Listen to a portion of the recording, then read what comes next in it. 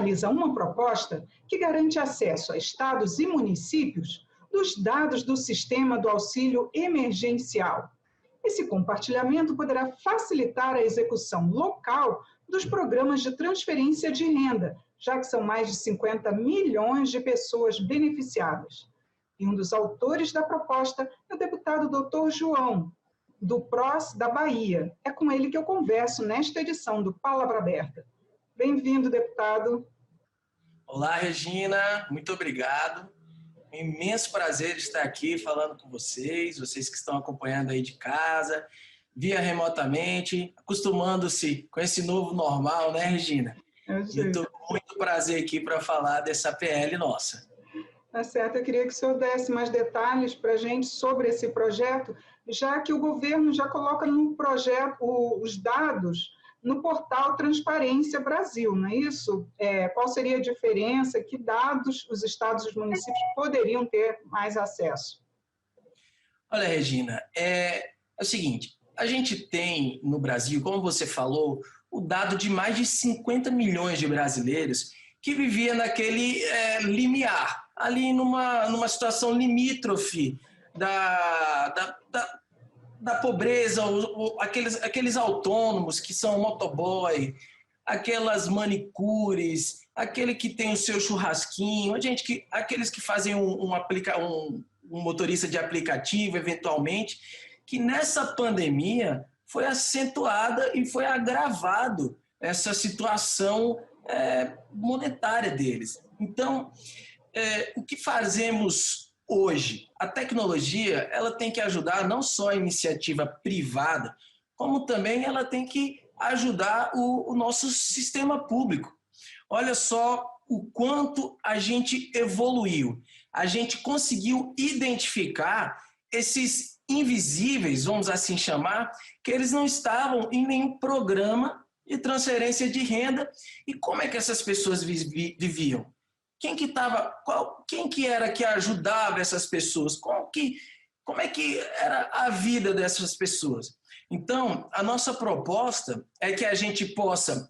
Os municípios eles não iriam conseguir fazer esse banco de dados. Os estados também não iriam conseguir fazer sozinho. Então, o governo federal ele fez de uma forma, fez com maestria. Infelizmente, motivado por essa pandemia, mas hoje foi um grande avanço. Então, a gente não pode perder esse banco de dados, não podemos perder essas pessoas de vista para futuramente vermos como poderemos ajudá-las. E de que forma que os estados e municípios podem ser beneficiados com esse acesso aos dados? De muitas formas, de várias maneiras. A coisa mais difícil hoje é a gente identificar essas pessoas. Então, como a gente já tem esse cadastro, fica muito mais fácil, até por região, por tudo. Por exemplo, existem fundos de combate à pobreza em vários estados que eles podem ajudar de alguma forma. A gente viu que em alguns estados, como o estado do deputado JHC, lá em Alagoas, que interferiu inclusive no PIB, essa transferência direta de renda, coisa que não acontecia com outros programas, como a cesta básica, dificuldade de distribuição. Então, quando você faz essa transferência direta de renda, você tem ali uma movimentação do comércio local, você traz qualidade ali para aquelas pessoas. Hoje eu postei um vídeo nas minhas redes sociais que eu fiquei muito feliz e esperançoso. Uma família conseguiu utilizar esses R$600 do auxílio emergencial para fazer marmitas. E hoje eles conseguem atingir R$6.000 por mês, ou seja, uma multiplicação de capital de 10 vezes a gente está falando. Agora, no caso, esses dados, o acesso aos dados, eles permaneceriam depois da pandemia também? Os estados poderiam utilizar, no caso, para os seus próprios programas de transferência de renda? Justamente, muitas coisas agora elas vão começar a serem estudadas.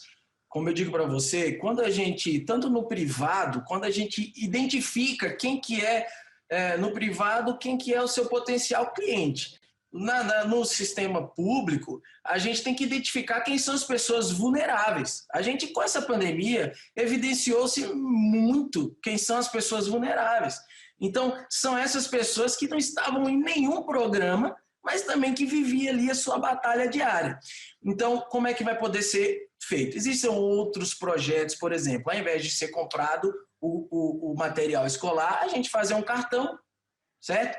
Para a mãe da criança comprar o seu material escolar junto com o seu filho nas papelarias credenciadas. Então, a gente não precisa estar gastando dinheiro com gastos com distribuição, com logística. Muitas vezes não é o material que a criança quer, igual do coleguinha do lado.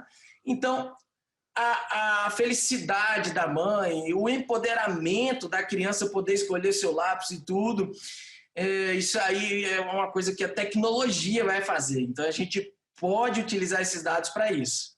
Agora, deputado, foram denunciados também muitos casos de fraudes no recebimento desse auxílio emergencial.